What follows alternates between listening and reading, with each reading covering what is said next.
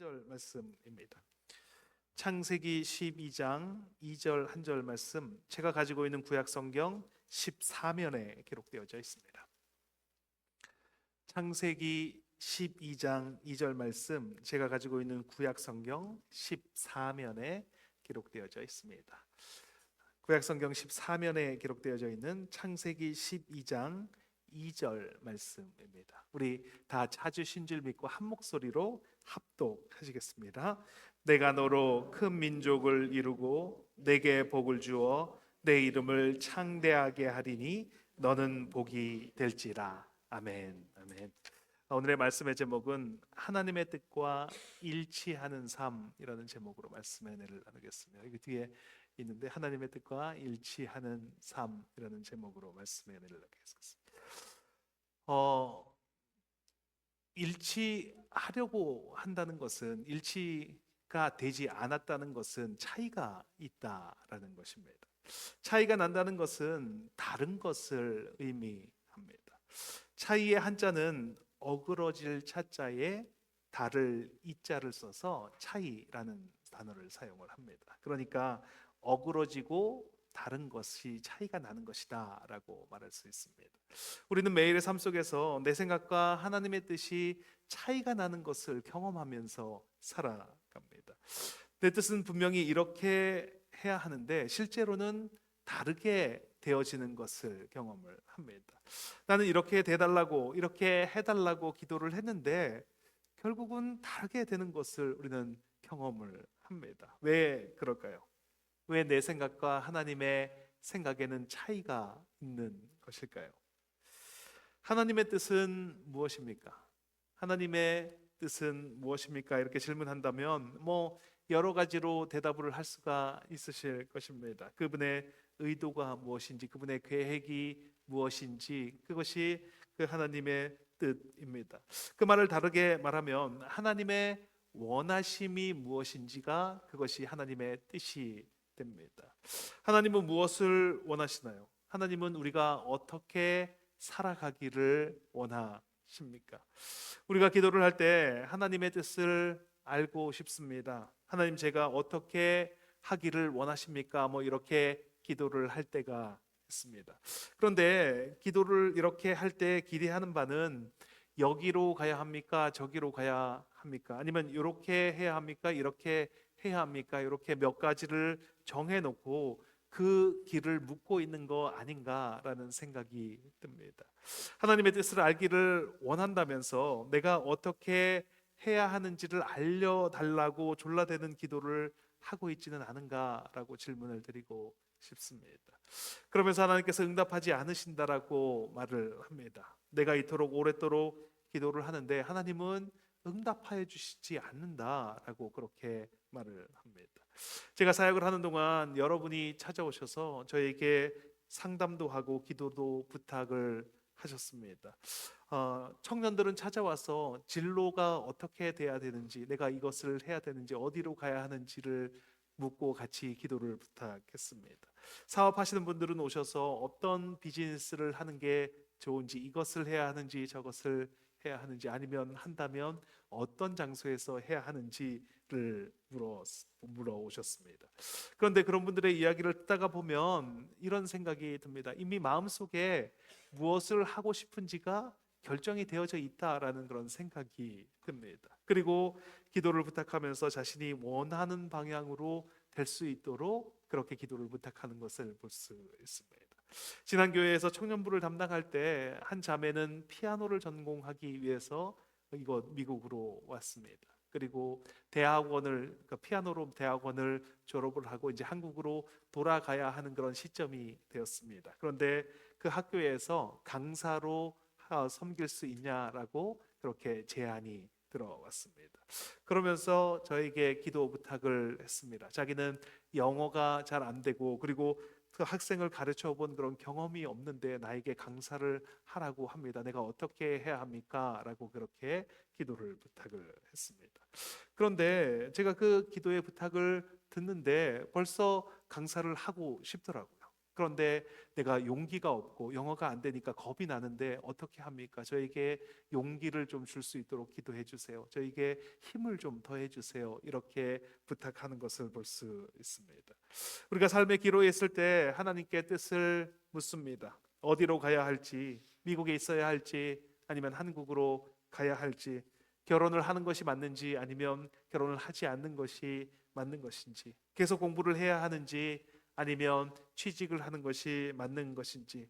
그런데 대부분은 하나님의 뜻과 상관없이 시간에 밀려서, 상황에 밀려서 결정을 하게 됩니다. 그렇게 되면 하나님은 나에게 말씀해 주시지 않는다라고 그렇게 결론을 내립니다. 오늘 본문의 내용을 보면 하나님이 아브라함을 찾아와서 이렇게 말씀하십니다. 창세기 12장 2절 말씀입니다. 같이 한번 읽겠습니다. 내가 너로 큰 민족을 이루고 내게 복을 주어 내 이름을 창대하게 하리니 너는 복이 될지라. 아브라함이 큰 민족을 이루게 해달라고 기도를 했기 때문에 하나님께서 이렇게 응답하여 주신 것입니까? 아브라함이 내 이름을 좀 창대하게 해주십시오, 이렇게 하나님께 나아가서 기도를 했기 때문에 이런 응답을 주신 것입니까? 그렇지 않습니다. 아브라함이 큰 민족을 이루게 해달라고 기도하지 않았습니다. 내 이름을 창대하게 해주십시오, 이렇게 기도하지 않았습니다. 아니, 그런 생각조차도 하지 않았습니다. 그런 생각을 할 수도 없었습니다. 그런데 하나님께 찾아오셔서 이렇게 말씀하여 주셨습니다. 내가 너로 큰 민족을 이루고 내게 복을 주어 내 이름을 창대하게 하리니 너는 복이 될지라, 이렇게 말씀하여 주셨습니다. 아브라함의 뜻과 하나님의 뜻에 차이가 있어 보입니다. 엄청 큰 차이가 있습니다. 우리는 가끔씩 믿음을 사용해야 합니다, 믿음을 사용하십시오, 뭐 이런 이야기를 내가 하거나 아니면 듣게 되는 경우가 있습니다. 믿음으로 좀 극복해봐, 믿음으로 좀 이겨봐, 아이 믿는 사람이 그게 뭐야, 좀 믿음을 사용해봐, 이런 이야기를 합니다.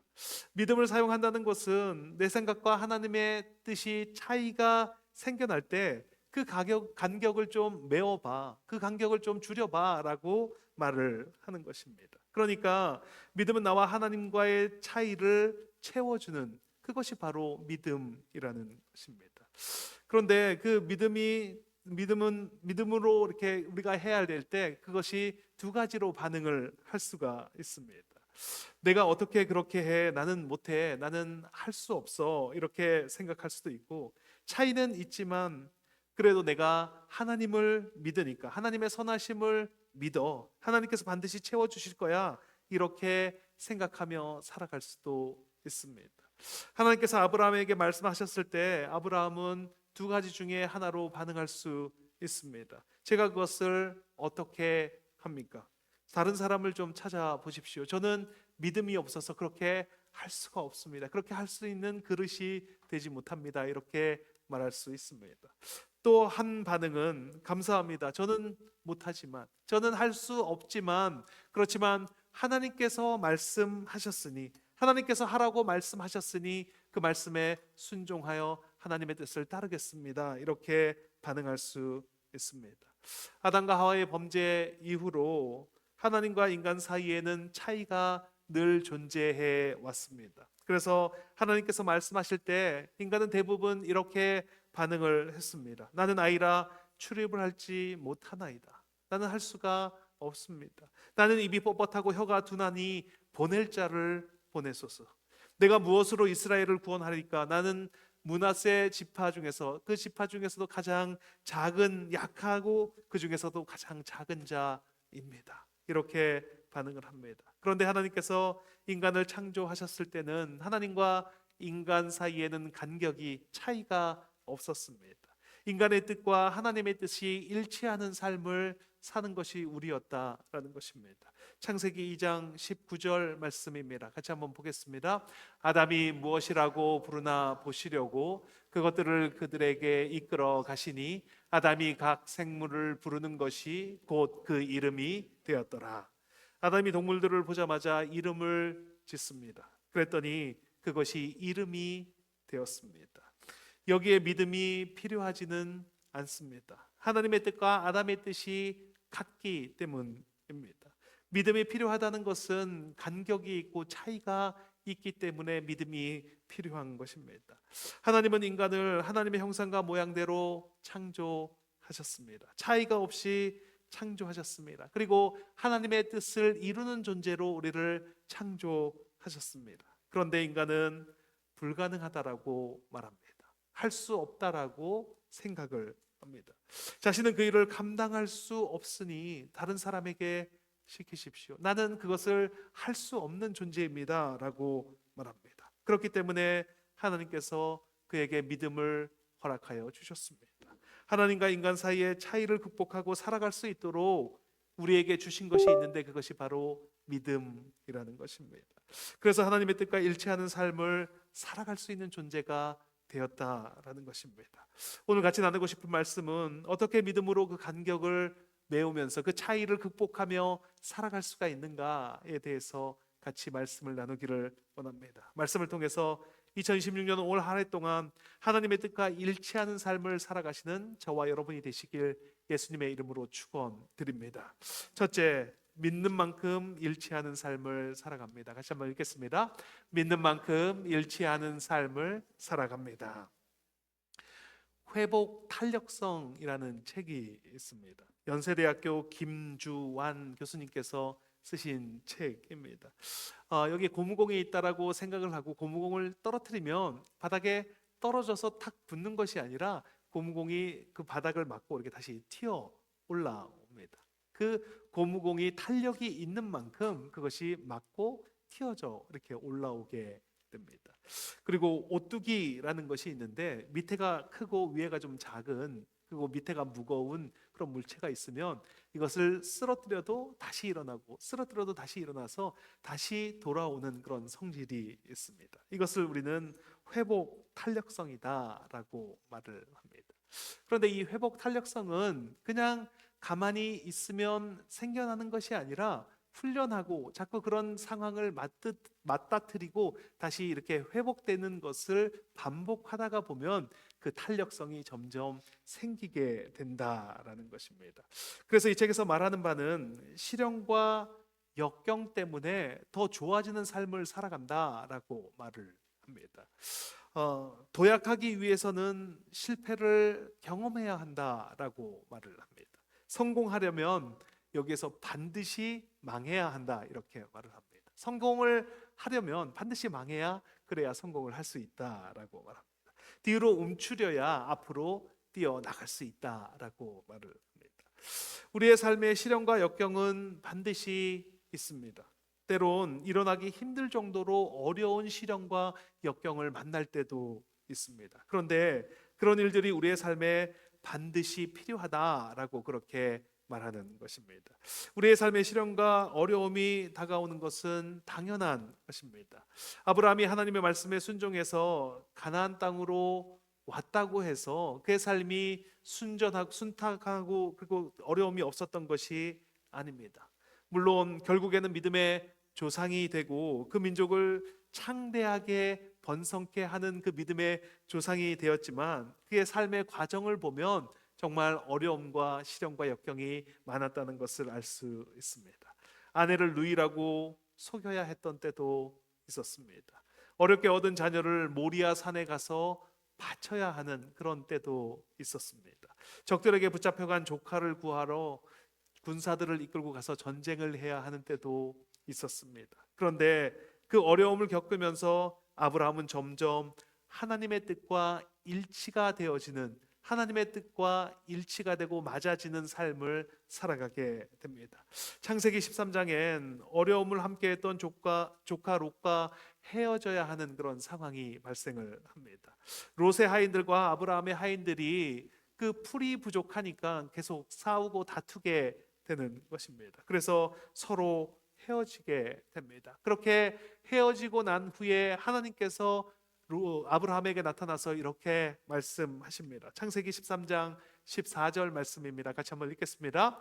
롯이 아브라함을 떠난 후에 여호와께서 아브라함에게 이르시되 너는 눈을 들어 너 있는 곳에서 북쪽과 남쪽 그리고 동쪽과 서쪽을 바라보라 이렇게 말씀하십니다. 아브라함이 바라봤던 땅은 얼마만큼이겠습니까? 조카 롯과 헤어지고 난 이후에 그 땅을 바라보라고 했을 때 아브라함은 얼만큼의 땅을 바라봤겠습니까? 우리가 예상할 수 있는 것은 조카 롯이 같이 있어서 땅이 비좁았으니까, 그 목초지가 부족했으니까 그 양과 그 가축들이 먹을 수 있는 그 목초지만큼을 바라보지 않았겠습니까? 아브라함은 아마 그 정도의 땅을 바라봤을 것입니다. 그런데 하나님은 아브라함을 그 땅으로 보내시면서 이렇게 말씀하셨습니다. 큰 민족을 이루고 창대하게 하겠다. 너를 통해서 큰 민족을 이루고 창대하게 하겠다라고 그렇게 말씀을 했습니다. 아브라함은 그때까지 그게 무슨 뜻인지 몰랐습니다. 아브라함의 조카 롯이 다른 사람들에게 붙잡혀 갔다는 이야기를 들었습니다. 그래서 집에서 길리운 자 318명의 부하를 데리고 쫓아가서 그들과 전쟁을 해서 조카 롯을 데리고 그들을 풀어서 같이 데리고 왔습니다. 그때 하나님께서 아브라함에게 말씀하십니다. 창세기 15장 5절 말씀입니다. 같이 읽겠습니다. 그를 이끌고 밖으로 나가 이르시되 하늘을 우러러 무뼈를 셀 수 있나 보라. 또 그에게 이르시되 내 자손이 이와 같으리라. 이때 아브라함은 자식이 없었습니다. 아내 사라는 경수가 끊어져서 이제 자식을 출산할 수 없는 상황이었습니다. 이때 아브라함은 그 자녀가 얼만큼 될 것을 예상하고 바라봤겠습니까? 그는 아마 몇 명 정도 아니면 다른 양자 뭐 이런 생각을 하면서 그 말씀을 들었을 것입니다. 그런데 하나님은 처음에 너로 큰 민족을 이루겠다, 너를 창대하게 하겠다, 그렇게 말씀을 하셨습니다. 혹시 하나님께서 나에게 약속하신 말씀이 있는데 그것이 너무나 엄청나고 너무나 거창해서 그것을 잊어버리고 그냥 살아가고 계시는 분은 안 계십니까? 내가 너를 사용하겠다, 내가 너를 세워 이 땅을 치유하겠다, 내가 너로 하나님의 나라를 세우는 사람으로 삼겠다, 이렇게 말씀을 해 주셨는데, 그런데 그 말씀이 너무나 거창하고 너무나 거대하기 때문에 이것은 나에게 하신 말씀이 아니야, 이것은 내 말씀이 아니야, 이렇게 부인하며 살아가고 있지는 않습니까? 내가 무엇이 간데 그런 일을 합니까? 내가 무엇이 간데 그것을 감당할 수 있겠습니까? 이렇게 생각하고 살아가고 있지는 않습니까? 아들이 없는 아브라함에게 하나님이 찾아오셨습니다. 그리고 아들을 약속해 주십니다. 창세기 18장 14절 말씀입니다. 같이 한번 읽겠습니다. 여호와께 능하지 못할 일이 있겠느냐? 기한이 이를 때에 내가 내게로 돌아오리니 사라에게 아들이 있으리라. 경수가 끊어진 사라에게 하나님께서 말씀하십니다. 하나님에게 능하지 못할 일이 있겠느냐? 하나님에게 불가능한 일이 있겠느냐라고 말씀합니다. 그런데 우리는 그 가능성을 우리의 생각으로 제한해 버리기도 합니다. 하나님께서 그렇게까지 말씀해 주셨는데, 하나님께서 그렇게 해주시겠다라고 말씀해 주셨는데, 그런데 우리의 생각과 우리의 상식으로 그것을 제한해 버립니다. 하나님과 아브라함의 차이가 있습니다. 하나님께서 이루시겠다라고 말씀하셨는데 그 일을 이루어 가시는데, 그런데 그것이 너무나 엄청난 일이라서 믿을 수가 없습니다. 그것을 감당할 수가 없습니다. 그런데 하나님은 시련을 통해서, 어려움을 통해서, 그의 삶을 통해서 그것이 믿어지도록, 그것이 점점 믿어지는 쪽으로 인도하고 계십니다. 실제 하나님은 너무나 광대하신 분인데 우리가 믿는 하나님은 너무 작지 않습니까? 하나님이 작다고 생각하니까 우리는 거기에 맞춰서 우리의 삶을 살아갑니다. 하나님이 크다면 그 사이즈에 맞게 우리는 살아갈 수 있습니다. 여호와께 능하지 못할 일이 있겠느냐? 하나님께서 불가능한 일이 있겠느냐라고 그렇게 말씀하시는데 우리는 그것을 듣지 않습니다. 질문하지 않습니다. 우리도 같은 질문을 해야 합니다. 우리가 불가능한 것 같은 일을 만났을 때, 우리가 감당하지 못할 일을 만났을 때 우리는 질문을 해야 합니다. 하나님께 불가능한 일이 있겠느냐? 하나님이 능히 못하실 일이 있겠느냐? 이렇게 우리도 똑같이 질문을 해야 합니다. 하나님이 하실 것이 믿어지지 않는다면, 그렇다면 하나님의 사이즈를 우리는 제한하고 살아가고 있는 것입니다. 하나님을 바라보지 않고 사람을 바라보고, 하나님을 바라보지 않고 상황을 자꾸 바라보니까, 그러니까 실망하고 낙담하고 내 한계에 갇혀서 살아가는 삶을 살게 되는 것입니다. 사도 바울과 바나바, 그리고 바나바의 조카 마가 요한이 1차 선교 여행을 떠났습니다.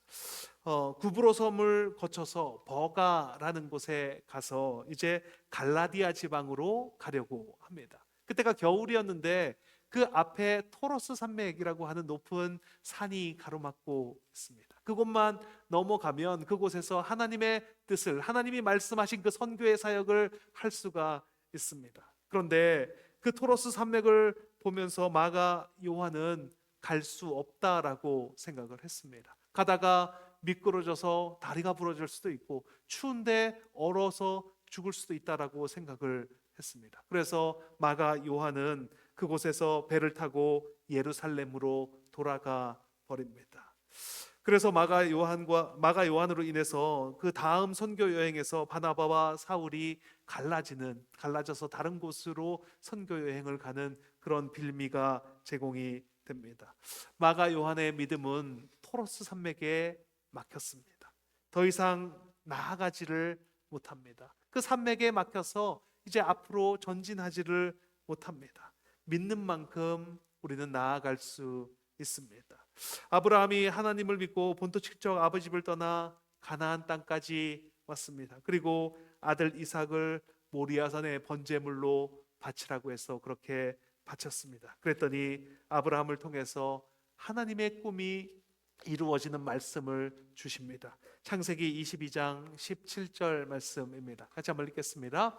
내가 내게 큰 복을 주고 내 씨가 크게 번성하여 하늘의 별과 같고 바닷가의 모래와 같게 하리니 내 씨가 그 대적의 성문을 차지하리라. 믿음으로 나아갔더니 그 믿어지지 않는 일들이, 너무나 엄청나고 거대했던 그 일들이 이루어져 가는 것을 경험하게 됩니다. 믿음으로 나아가셔야 합니다. 눈에 보이는 것 없고 손에 잡히는 것 없지만 믿음으로 밀고 나아가셔야 합니다. 그렇게 믿고 나아가면, 그러면 하나님과 차이가 났던, 하나님과 갭이 벌어졌던 그 일들이 이루어지는 삶을 살아가게 됨을 믿습니다. 그렇게 믿음으로 나아갈 때 하나님과 동행하는 삶을 살아가시는 저와 여러분이 되시길 예수님의 이름으로 축원드립니다. 두 번째, 실패를 두려워하지 말아야 합니다. 같이 한번 읽겠습니다. 실패를 두려워하지 말아야 합니다. 모든 믿음의 행보에는 도전이 있기 마련입니다. 도전이 없다면 믿음의 행보가 맞는지, 내가 지금 믿음의 발걸음을 내딛고 있는지 정말 진지하게 한번 돌아보셔야 합니다. 성경의 모든 이야기가 이 믿음의 행보를 걷는 것을 이야기합니다. 그런데 어디에도 이런 스토리는 없습니다. 누군가 아무런 어려움 없이 태어나서 그냥 어려움 없이 살다가 그렇게 하나님과 동행하고 그렇게 죽었더라, 뭐 이런 이야기는 성경에 나오지 않습니다. 성경의 이야기는 도전이 있고 어려움이 있지만, 그렇지만 발걸음을 내디뎠더니, 믿음으로 발걸음을 한 걸음 한 걸음 걸어갔더니, 그랬더니 이기고 승리하는 삶을 살게 되었습니다. 이것이 바로 성경의 이야기입니다. 그 이야기를 읽을 때 우리도 도전이 되고 그리고 감동이 되는 이야기가 되는 것입니다. 말씀을 보면서 우리가 깨달아야 하는 것은 결국은 하나님은 하나님의 뜻을 이루어 가신다라는 것을 알게 됩니다. 하나님은 우리의 어떠함과 상관없이 하나님은 반드시 그 뜻을 이루어 가신다는 것입니다. 아브라함이 어렵게 결정하고 본토 친척 아비 집을 떠나서 가나안 땅에 도착을 했습니다. 그때 아브라함은 기근을 만나게 되었습니다. 가뭄으로 먹을 것이 없게 되었습니다. 그때 아브라함이 인내와 끈기로 그 땅에 남아 있었습니까? 아니면 애굽으로 갔습니까? 아브라함은 애굽으로 갔습니다. 창세기 12장 10절 말씀입니다. 같이 읽겠습니다. 그 땅에 기근이 들었으므로 아브라함이 애굽에 거류하려고 그리로 내려갔으니 이는 그 땅에 기근이 심하였음이라. 팔레스타인 지방 즉 가나안 땅은 하나님을 바라보며 농사를 지어야 하는 그런 땅입니다. 늦은 비와 이른 비를 내려주시지 않으시면 그러면 농사가 되지 않는 땅이 바로 가나안 땅입니다. 이른 비를 주셔야 밭을 갈고 농작물을 파종을 할 수가 있습니다. 그리고 늦은 비를 주셔야 그것이 곡식이 잘 여물어서 그것을 수확할 수가 있습니다. 그러니까 하늘을 바라보고 농사를 지어야 하는 땅이 바로 가나안 땅입니다. 그런데 애굽은 다릅니다. 애굽은 그 거대한 나일강이 흐르는 땅이 바로 애굽 땅입니다.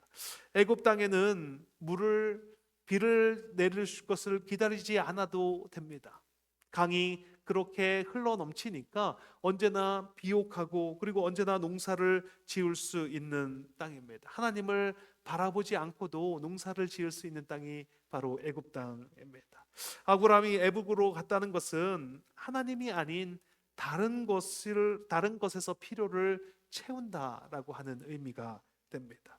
그런데 아브라함이 애굽으로 갔습니다. 그곳에서 어떤 일이 생겼습니까? 그곳에 가서 아브라함은 바로를 만나게 되고 그 아내를 누이라고 속이는 그런 일을 해야만 했습니다. 그리고 다시 가나안 땅으로 되돌아오게 되었습니다. 이 일을 통해서 아브라함은 깨닫게 됩니다. 하나님은 그 일을 이루어 가시는 분이시구나. 하나님은 내가 애굽 땅으로 갔더라도 다시 가나안 땅으로 돌려보내셔서 그 일을 이루어 가시는 분이 하나님이시구나라는 것을 알게 되었습니다.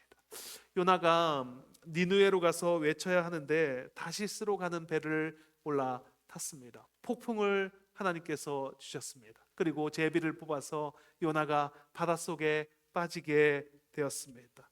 요나가 물에 던져졌습니다. 그리고 물고기를 준비하셨는데 그 물고기가 요나를 삼키고 니느웨에 있는 가까운 곳에 요나를 토하게 됩니다. 그래서 니느웨로 가서 외치게 하십니다. 우리가 불순종하고 하나님을 피해서 아무리 먼 길을 가려고 해도 하나님은 우리를 붙잡아서 다시 하나님의 길로 되돌려 주시는 분이십니다. 그 결과가 저와 여러분 아닙니까? 항상 달아나려고 하고 인격도 부족하고 고집도 세서 하나님의 뜻대로 살 수 없는데 그럼에도 불구하고 지금까지 우리를 붙잡아서 다시 이곳에 데려다 주시고 다시 달아나면 다시 이곳으로 붙잡아 다시 데리고 와 주셔서 오늘 우리가 이렇게 함께 예배를 드리고 있는 것 아닙니까? 하나님은 결국 하나님의 뜻을 이루어 가십니다. 그것이 믿어진다면 그렇다면 우리는 두려워할 것이 없습니다. 하나님은 어떻게 하셨든지 어떻게 하셨든지 반드시 하나님의 뜻을 이루어 가시는 분이시다. 하나님은 내가 어떻게 하든지 상관없이 하나님의 뜻을 반드시 이루어 가시는 분이시다. 그것이 믿어진다면 그렇다면 우리의 삶에 두려움이 있을 게 무엇이 있습니까? 이 은혜가 깨달아진다면 우리는 실패를 두려워하지 않을 수 있습니다. 우리에게 실패할 수 있는 자유를 허락하여 주신 것입니다. 실패해도 괜찮아 라고 그렇게 말씀하고 계시는 것입니다. 이스라엘이 출애굽하고 가데스 바네아에서 정탐꾼을 보냅니다. 12명의 정탐꾼이 들어가서 그 땅을 정탐하고 그들이 와서 보고를 합니다. 과연 그 땅은 적과 꿀이 흐르는 땅이 맞습니다. 그런데 그 땅의 거주민은 강하고 성읍은 견고하고 그들은 철병거를 가지고 있습니다. 그리고 그곳에서 안악 자손을 보았는데 그들은 정말 거인 같습니다. 그들이 우리를 볼 때 우리는 아마 메뚜기 같아 보일 것입니다. 그러니 우리가 그 땅을 차지하지 못합니다. 그랬더니 사람들이 원망하고 통곡하기 시작합니다. 우리가 애굽 땅에서 죽었으면 좋았을 것을. 우리를 그 땅에서 인도하여 내어서 굳이 이곳까지 와서 여기에서 그들의 칼에 죽게 하는 것이 무슨 의미냐, 무슨 뜻이냐, 우리가 애굽으로 돌아가는 것이 낫겠다, 그렇게 말을 합니다. 이들이 말하는 것은 결국 실패를 두려워하는 것입니다. 아낙 자손의 덩치가 산만하고 성읍이 크고 견고하니 우리는 이길 수가 없다. 우리는 안 된다. 우리는 실패할 것이다. 이렇게 말하는 것입니다. 그러니까 하나님께서 말씀하십니다. 민수기 14장 22절 말씀입니다. 같이 한번 읽겠습니다. 내 영광과 애굽과 강야에서 행한 내 이적을 보고서도 이같이 10번이나 나를 시험하고 내 목소리를 청종하지 아니한 그 사람들 10번이나 기적을 체험하고도 내 목소리를 청종하지 아니한 그 사람들은 한 명도 가나안 땅에 들어갈 수 없을 것이다. 결단코 그 땅을 보지 못한다. 이렇게 말씀하십니다. 무엇이 두려우십니까? 아니, 왜 두려우십니까? 안 될까봐, 잘못될까봐, 실패할까봐. 하나님은 하나님의 일을 반드시 이루어 가시는 분이십니다. 어떤 일이 있어도 하나님은 하나님의 일을 이루어 가십니다. 그것이 믿어진다면, 그것이 정말로 믿어진다면, 그렇다면 우리는 두려워할 필요가 없습니다. 이제 더 이상 두려운 삶을 살아갈 필요가 없습니다.